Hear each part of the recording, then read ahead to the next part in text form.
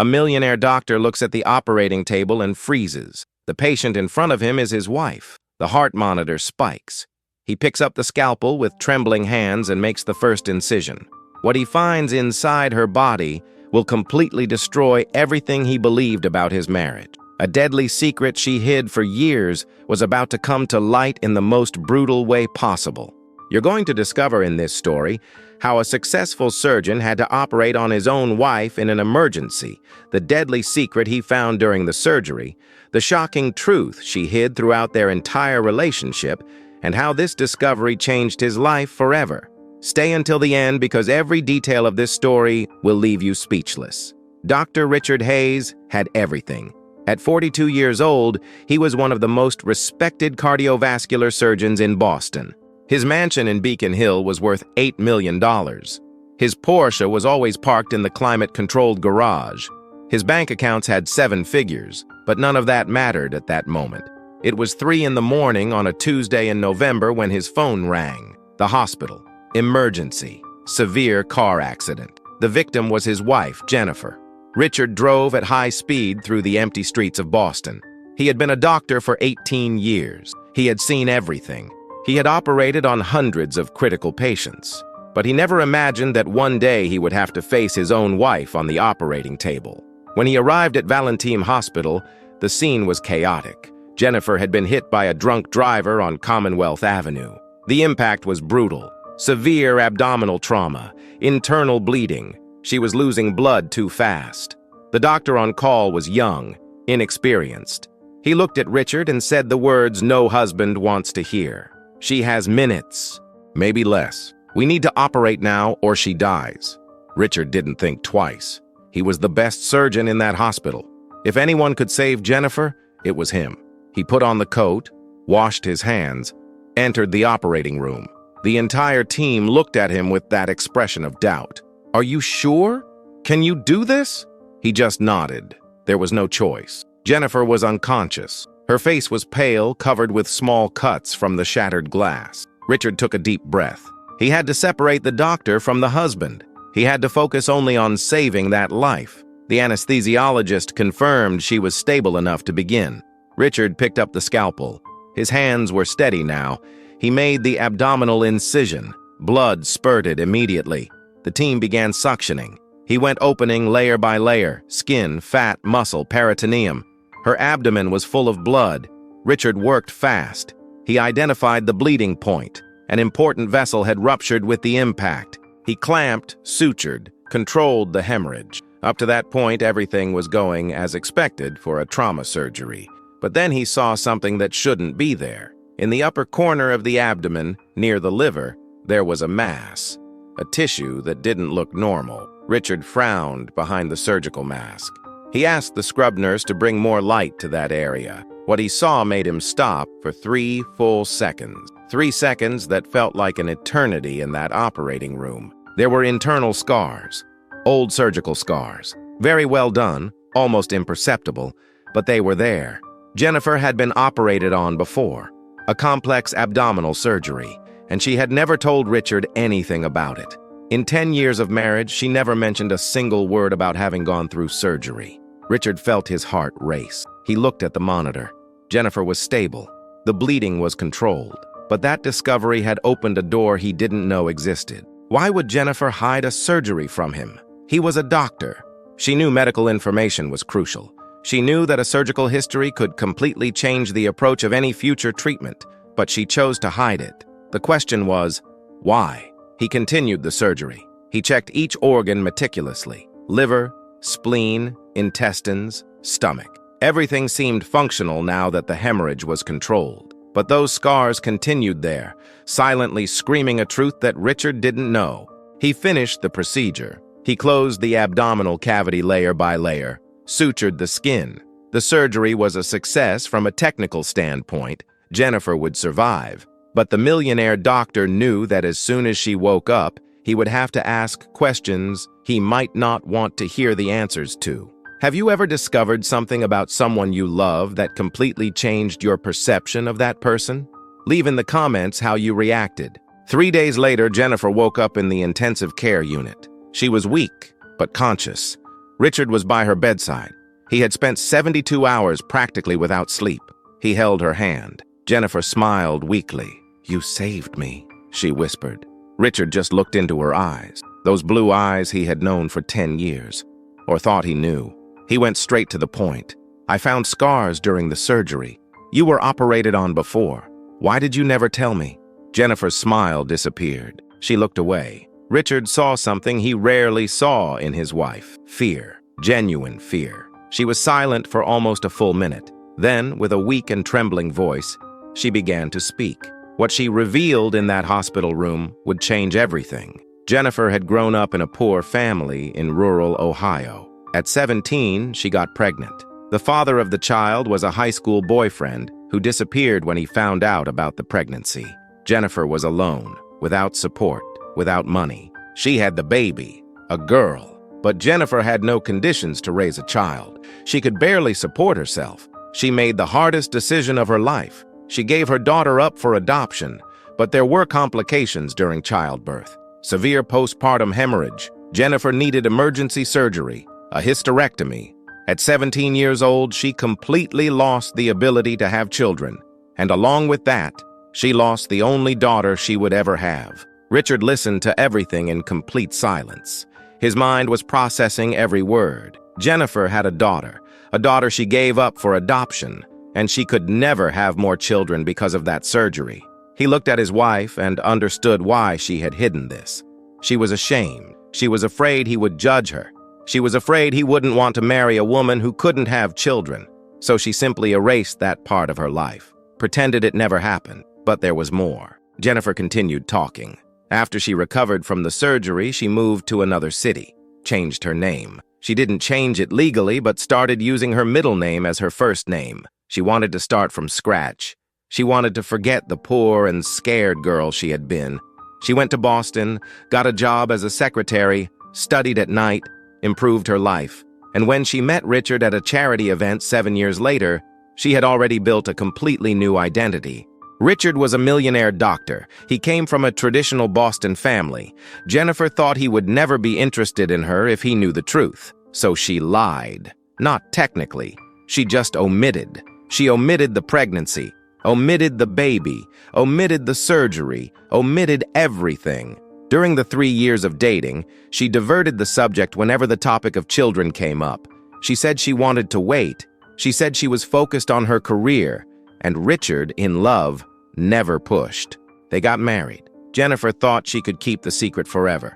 But she didn't count on the accident. She didn't count on her own husband being the one who would open her body and find the physical evidence of the life she tried to hide. The deadly secret wasn't just about the past. It was about trust. It was about the foundation of their marriage. Richard felt a mixture of emotions. Part of him understood why Jennifer had hidden it. He knew society judged women cruelly. He knew that teenage pregnancy stories carried stigma. But another part of him was hurt, deeply hurt. 10 years. 10 years of marriage, and she never trusted him enough to tell the truth. He got up from the chair beside the bed. Jennifer started crying. "Richard, please. I was scared. I didn't want to lose you." He looked at her and said the words that had to be said. "You didn't lose me because of your past, but you might lose me because of the lie." He left the room. He needed to process all of that. He needed to think. The millionaire doctor, who had everything, discovered that his marriage was built on a foundation of omissions. The following weeks were tense. Jennifer was discharged from the hospital. She returned home. But the house no longer felt like a home. There was an abyss between them now. Richard worked longer hours at the hospital. He avoided being home. Jennifer tried to talk, tried to explain, but he was distant, cold. For the first time in 10 years, they slept in the same room but seemed to be in different worlds. Richard began questioning everything, every memory, every moment. What else had Jennifer hidden? Were there other lies? He hired a private investigator, not because he didn't trust his wife anymore, but because he needed to know the full extent of the situation. The investigator confirmed everything Jennifer had told him: the pregnancy, the baby given up for adoption, the surgery, the move to another city. And he found one more piece of information: Jennifer's daughter. She had been adopted by a good family. She had grown up well. She was now a 25-year-old woman, graduated in nursing, working at a hospital in Ohio, and she had no idea who her biological mother was. Richard looked at the photo of the young woman in the investigator's report. She had Jennifer's eyes, the same smile. It was undeniable. That was his wife's daughter. The daughter Jennifer had given up to give a better life. Richard felt something shift inside him. He thought about everything Jennifer had been through. 17 years old, alone, pregnant, abandoned, having to make the most impossible decision a mother can make, and then completely losing the chance to ever have another child. He imagined the weight Jennifer carried alone all those years, the pain, the guilt, the grief for a daughter she could never see grow up. And then she met Richard, a man from a traditional family, a man whose parents always talked about grandchildren, a man who mentioned casually on their first dates that one day he wanted children. Jennifer must have felt panic. She must have thought that if she told the truth, he would leave. So she hid the deepest pain of her life so she wouldn't lose the love she had found. Richard came home that night. It was Friday. Jennifer was in the living room, still recovering from the accident injuries. She looked at him with those tired eyes. Richard sat next to her. He took her hand. "Jennifer, we need to really talk." She nodded. He took a deep breath. "I know about your daughter. I know she's alive. I know she's well. I hired an investigator." Jennifer's eyes widened. Tears immediately began to fall. Richard continued, "I was angry. I was hurt. And I'm still processing all of this. But I understand why you hid it. I understand the fear you felt." Jennifer sobbed. "I'm so sorry. I'm so sorry for lying. I should have trusted you. I should have told you from the beginning. But I was so afraid of losing you. You were the best thing that ever happened to me. I couldn't risk it." Richard held her face in his hands, looked into her eyes. "Jennifer, your past doesn't scare me. What scared me was finding out you didn't trust me." They talked all night. Jennifer told everything, every detail, every emotion, every moment of pain she had kept to herself for so many years. Richard listened, really listened. For the first time, he saw his wife completely, not the edited version she had presented, but the complete person, with all the scars, visible and invisible. And he realized something important. He loved that woman. He loved who she was. He loved the strength she had to survive all of that. He loved the courage she had to start over. But there was still one unresolved issue: the daughter. Richard asked if Jennifer had ever thought about looking for her. Jennifer shook her head. "She has a family, a life. I don't have the right to show up and mess everything up. I made my choice 25 years ago. I have to live with it." Richard understood, but he also knew that unresolved pain was affecting Jennifer in ways she might not even realize. He suggested therapy, not couples therapy. Individual therapy for Jennifer to process the grief and loss.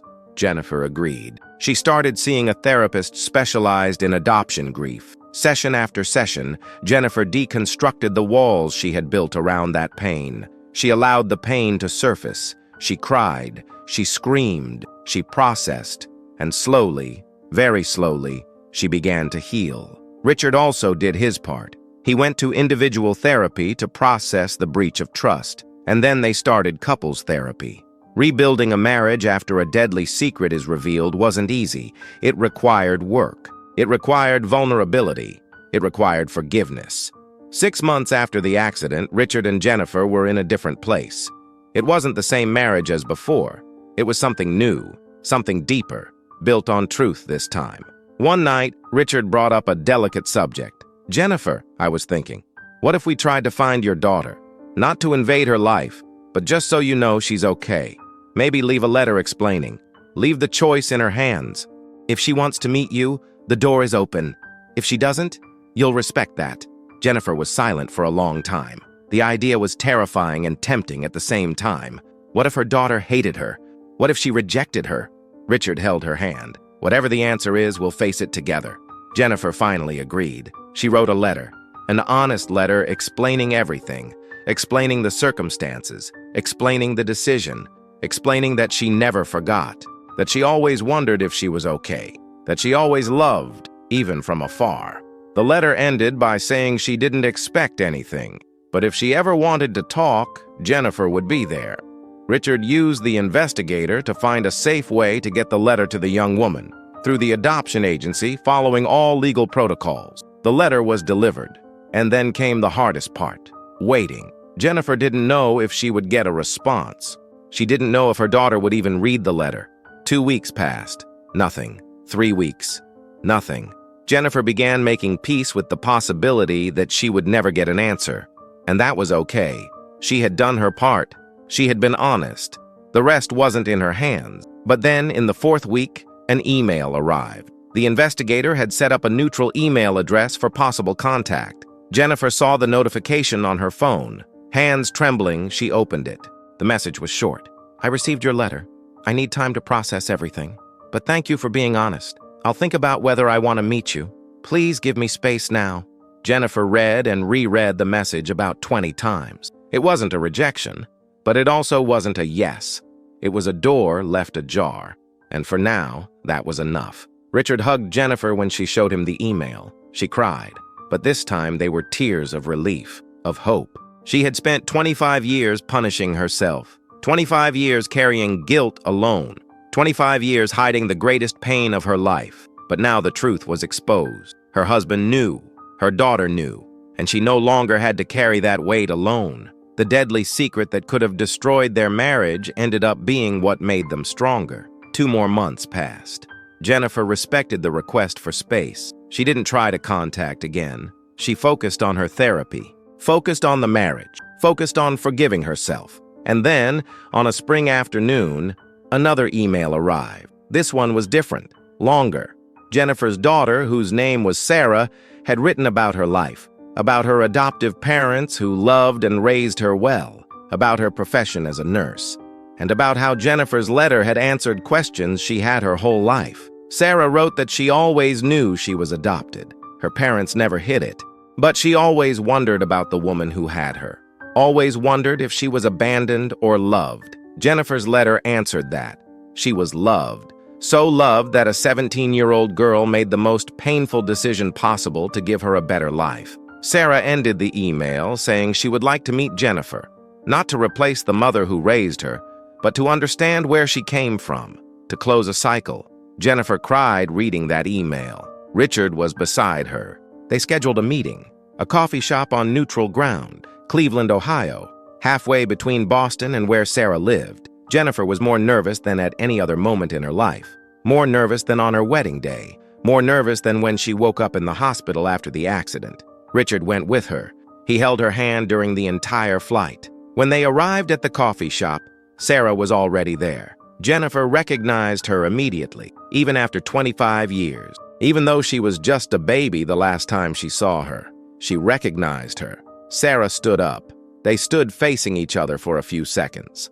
And then Sarah took the first step. She hugged Jennifer. Jennifer melted in that hug. 25 years of pain melted in a moment. They sat down. They talked for hours. Sarah told about her life. Jennifer told about hers. There was no resentment.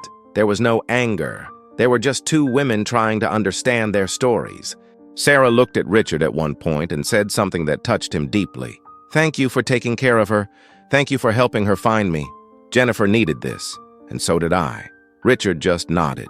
He understood that his role in that story was to be the support, the bridge, the catalyst for healing. That meeting was the first of many. Sarah and Jennifer built a relationship. It wasn't mother and daughter in the traditional sense, but it was something beautiful and unique. It was connection. It was healing. It was redemption. The millionaire doctor who discovered his wife's deadly secret during surgery learned lessons that medical school never taught. He learned that everyone carries scars, some visible, others hidden inside the body and soul. He learned that secrets have weight, and that this weight can crush relationships if not shared. He learned that forgiveness doesn't mean forgetting. It means choosing love despite the pain. And he learned that sometimes things have to break completely to be rebuilt stronger. Richard and Jennifer renewed their marriage vows on the 2-year anniversary after the accident. Sarah was there. Sarah's adoptive parents were also invited and accepted. It was a small celebration, intimate, but deeply meaningful. When Richard looked into Jennifer's eyes and repeated his vows, he knew exactly who he was committing to love, Not an edited version, not an illusion, but the complete woman, with all her scars, fears, and the incredible strength she had. The story spread among Richard's colleagues at Valentim Hospital. Not the private details, but the essence. The surgeon who operated on his own wife and saved her life. Some thought he was reckless for operating on someone so close. Others thought it was heroic. Richard didn't care about the opinions. He knew the truth. He did what he had to do at that moment. And the consequences, both medical and emotional, shaped who he became. Jennifer also changed. She stopped living in fear that her past would be discovered. She began working as a volunteer for an organization that helped teenage mothers. She shared her story, not to seek sympathy, but to show that it's possible to survive the hardest decisions, that it's possible to carry pain and still build a beautiful life. That secrets may seem like protection, but they're often prisons. One day, Richard was in the operating room performing a routine procedure. While he worked, he thought about that night, the night he operated on Jennifer, the night he discovered the scars that changed everything. He realized that God had a plan in all of that. The accident was horrible. The discovery was painful, but it was necessary. Necessary to break the walls, necessary to bring truth, necessary to start real healing. He finished the surgery, left the room, called Jennifer. She answered on the second ring. "Hi, honey, is everything okay?" Richard smiled. "I was just thinking about you, thinking about how grateful I am." Jennifer was silent for a moment, then responded, "I'm grateful too. Grateful you didn't give up on me. Grateful you gave me a second chance." Richard said the words she needed to hear. It wasn't a second chance. It was the first chance to know who you really are. And I love that person. They hung up. Richard went back to work. But something had changed in him too. He was no longer just the millionaire doctor. He was a man who had learned that the greatest surgeries aren't the ones we do on bodies. They're the ones we do on relationships. Removing the dead tissue of lies, repairing the damage of secrets, suturing the wounds of mistrust, and giving time for healing to happen. Years later, Richard was giving a lecture to medical students. The topic was medical ethics. But he deviated a bit from the script. He told, without identifying specific names, about the time he operated on someone very close, about how that experience was the most difficult of his career, not technically, but emotionally. He looked at those young students, full of theoretical knowledge but little life experience, and said something they would never forget. "You're going to learn to operate on bodies. Medicine will teach you that. But nobody is going to teach you how to deal with what you find when you open someone up. I'm not just talking about organs and tissues. I'm talking about stories. Every patient on the operating table has a story, scars that tell chapters you'll never know. Your mission is to save the life, but always remember, you're not operating just on a body. You're operating on someone's life, someone's story, and sometimes what you find will change you as much as it changes the patient." The students listened in absolute silence. Some took notes, others just absorbed. Richard finished the lecture and was approached by a young female student. She had tears in her eyes. "Thank you for that story," she said. "I'm adopted, and I've always been angry at my biological mother for giving me up. But hearing the perspective of what she might have gone through made me think differently." Richard put his hand on her shoulder. "We never know the battles people face, even those who gave us life." That conversation made him think about Sarah. She and Jennifer now had a solid relationship. They saw each other a few times a year. They talked regularly by phone. Sarah had even introduced her boyfriend to Jennifer the previous month. Jennifer cried with happiness, not because she thought she had any maternal rights over Sarah, but because she was grateful to be part of her life in some way, to know the incredible woman she had become. Richard thought about how everything was connected.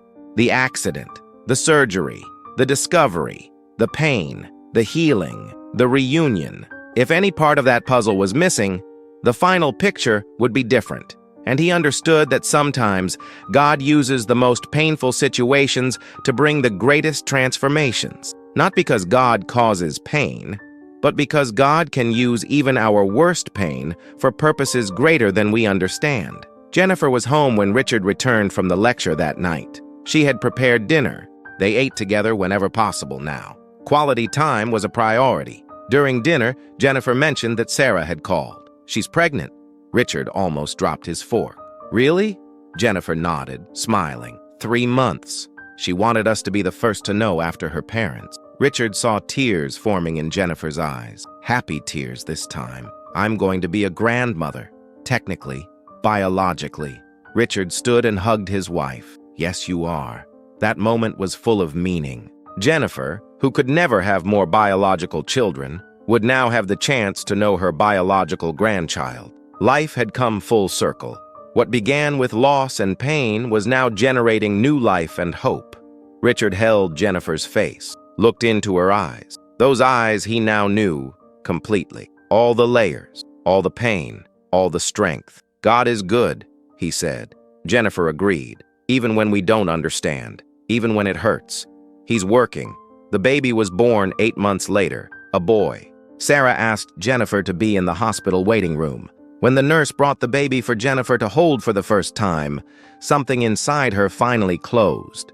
A cycle that had started 26 years earlier, when she held Sarah for the last time before giving her up for adoption, was now complete. She looked at that tiny face, the closed eyes, the little clenched hands, and she felt peace, deep peace of someone who had faced their greatest fear and survived. Richard photographed that moment, Jennifer holding the grandson. The smile on her face was genuine. There were no shadows. There were no secrets. Just pure joy. When they returned to Boston, Richard had that photo printed and placed it on his office desk.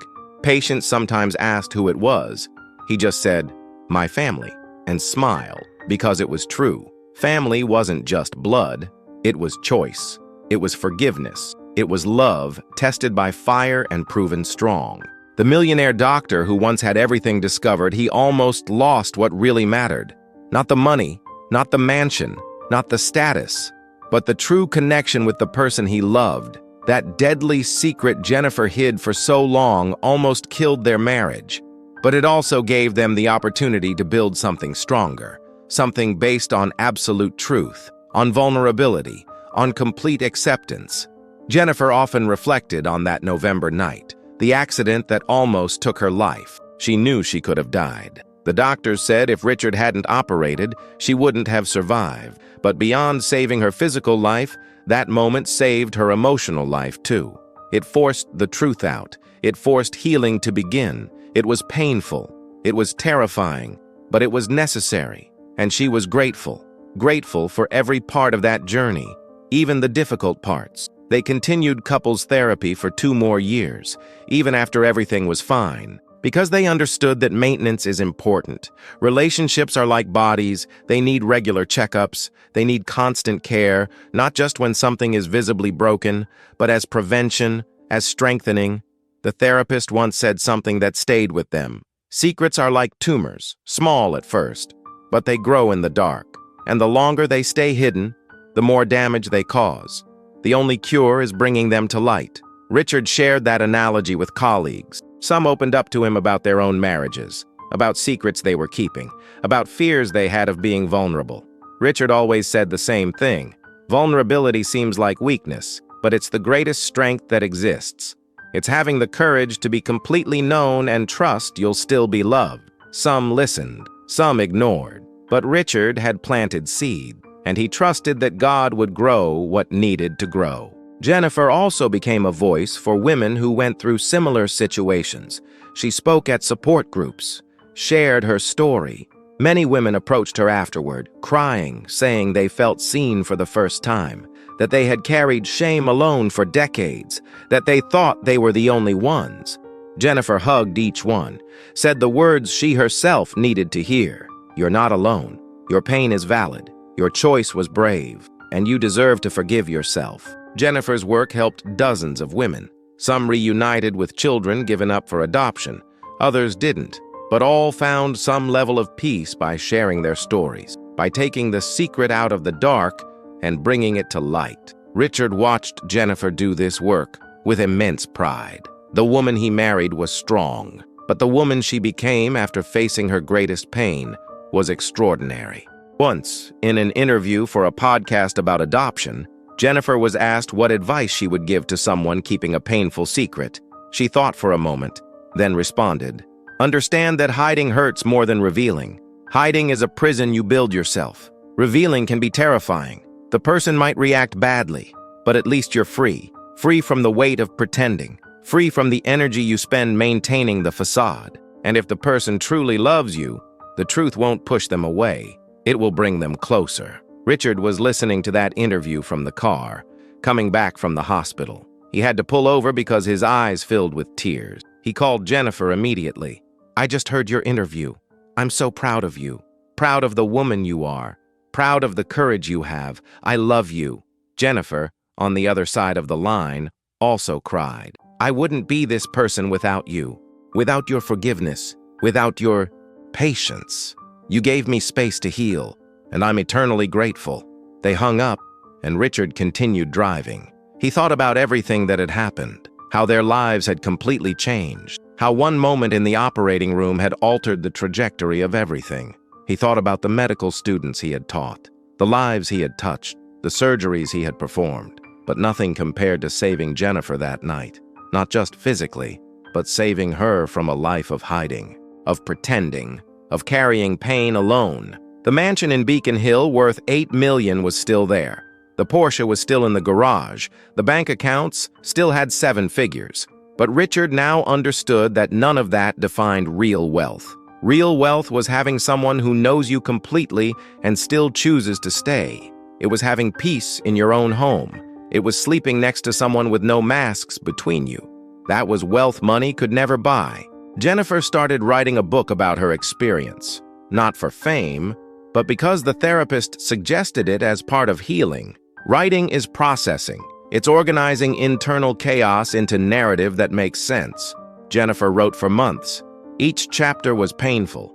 Reliving the pregnancy at 17, the boyfriend's abandonment, the birth, the decision to give Sarah up for adoption, the surgery that took her fertility, the years of hiding, the accident, Richard's discovery, the near loss of the marriage, the reunion with Sarah, the healing. When she finished, she gave the manuscript to Richard to read first. He read it in one night. He couldn't stop.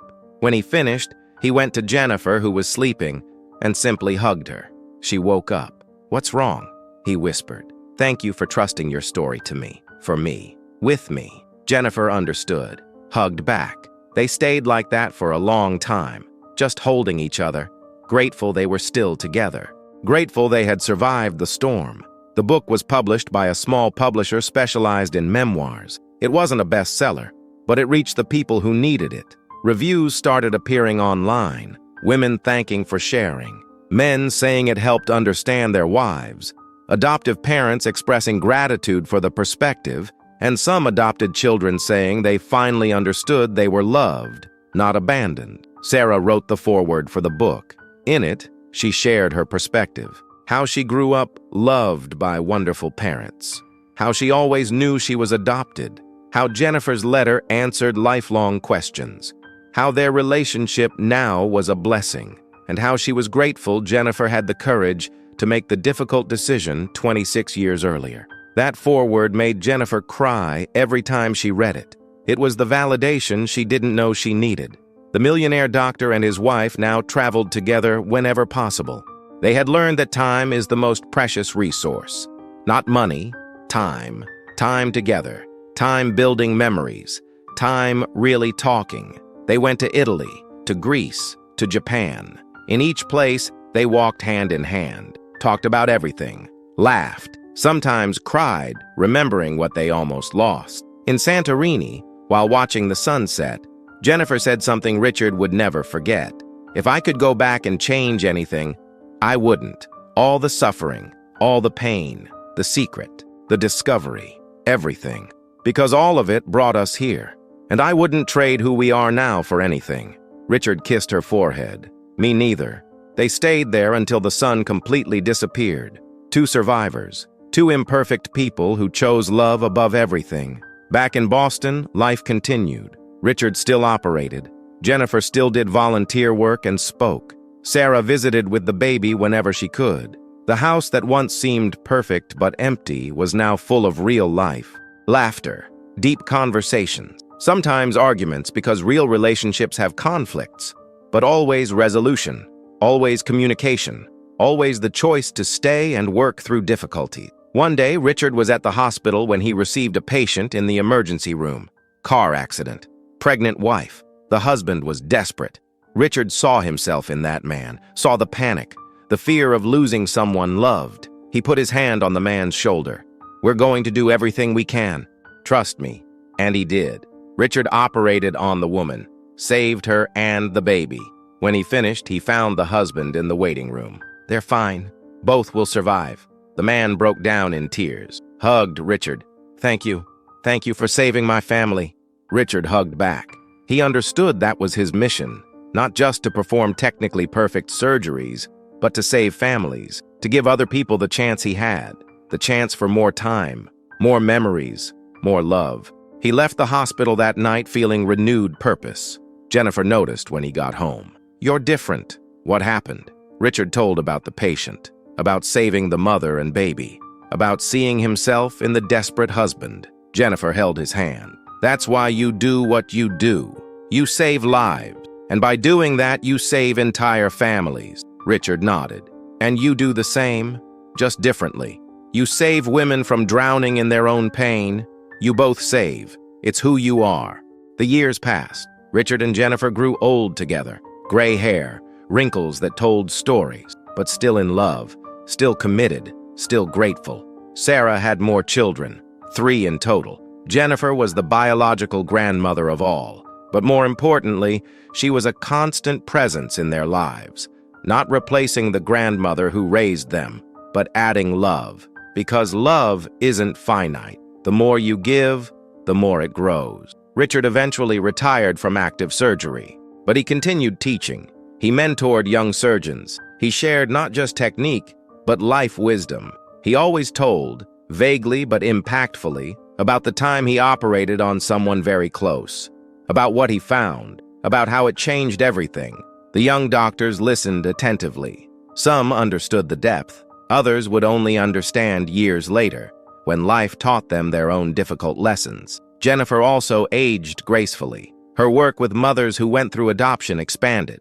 She trained other support group facilitators, created a nonprofit organization, helped legislation about adoption to be more compassionate, became a respected voice on the subject, all because she had the courage to transform her deepest pain into purpose. Once, on their 25th wedding anniversary, Richard organized a surprise party, not something extravagant, something intimate. Sarah was there with her family, Sarah's adoptive parents too, Richard's close colleagues, women Jennifer had helped over the years. During the party, Richard asked for everyone's attention, made a toast, raised his glass and looked at Jennifer. 25 years ago, I married a woman I thought I knew. 10 years later, I discovered I didn't know her completely, and that could have destroyed us. But we chose differently. We chose truth. We chose vulnerability. We chose love, even when it hurt. And today, I can honestly say I know this woman completely. Every scar, every fear, every strength. And I love every part. Jennifer, you're the bravest person I know. Thank you for letting me walk beside you. There wasn't a dry eye in the room. Jennifer stood up, kissed Richard, whispered in his ear, "Thank you for not giving up on me, for giving me space to be imperfect and still loving me. You're my miracle." They hugged while everyone applauded. Sarah watched her children running around the room, watched Jennifer and Richard, watched her adoptive parents, and felt deep gratitude for all these people, for all the difficult choices that were made so she could exist exactly where she was. The party continued late into the night. Stories were shared, laughter echoed, and in that moment, in that room full of imperfect people who chose love, there was something sacred, something that reflected God's heart: forgiveness, redemption, second chances. Families built not just by blood, but by choice. Beauty born from ashes. When everyone left, Richard and Jennifer were alone. They sat on the couch, tired but happy. Jennifer rested her head on Richard's shoulder. He put his arm around her. "It was a good night," she said. "It was perfect," he agreed. They stayed in comfortable silence for a few minutes. Then Jennifer said something. "You know what's funny?" Richard looked at her. "What?" "If someone told me years ago that the worst night of my life would lead to the best things, I wouldn't believe it. Richard understood. The accident was horrible, but it was the catalyst. The surgery revealed the secret. The secret almost destroyed the marriage, but it also forced real healing, and that healing led to reunification with Sarah, which led to grandchildren, which led to the work of helping other women, which led to impact that spread to hundreds of lives. God transforms. That's his specialty, Richard said. Jennifer agreed. Even when we don't understand why, he's working. They went upstairs to the bedroom, laid in the same bed they had shared for 25 years, but they were completely different people now, transformed by fire, refined by pain, strengthened by choice. Richard looked at Jennifer falling asleep beside him. He thought about that night in the operating room, when he opened her abdomen and found scars he didn't know about.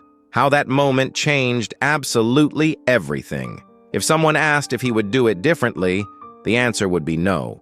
He wouldn't change anything, because everything, absolutely everything, brought them exactly where they needed to be, together, true, whole. He whispered a prayer of gratitude before sleeping. Thank you for not giving up on us, for transforming our pain into purpose, for showing that real love survives truth, and for giving us more time together. The story of the millionaire doctor who discovered his wife's deadly secret during surgery is about many things.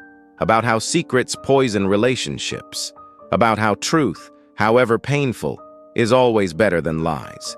About how forgiveness is a daily choice, not a one-time event. About how God can use even the worst circumstances for greater purposes. But above all, it's about love. Love that chooses to stay when it would be easier to leave. Love that chooses to know completely even when partially would be more comfortable.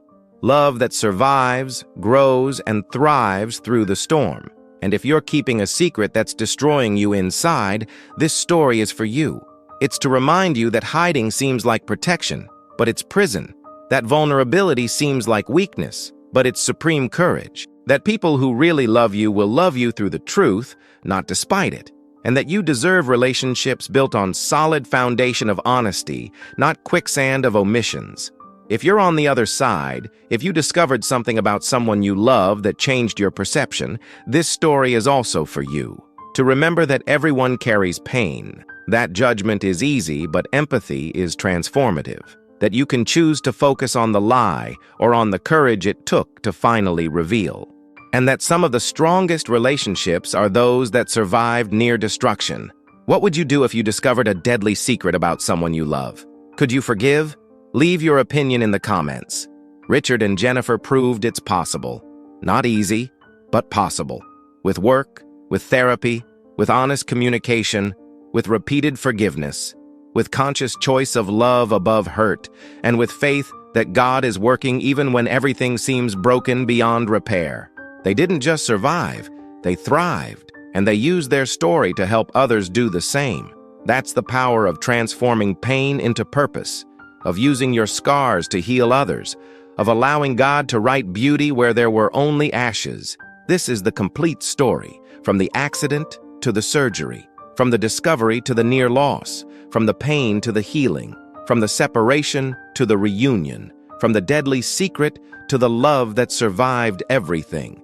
A story of imperfect people making brave choices, of difficult truth leading to real freedom, of love tested by fire and proven genuine, and of God, always faithful, always working, always transforming what seems like an end into a new beginning.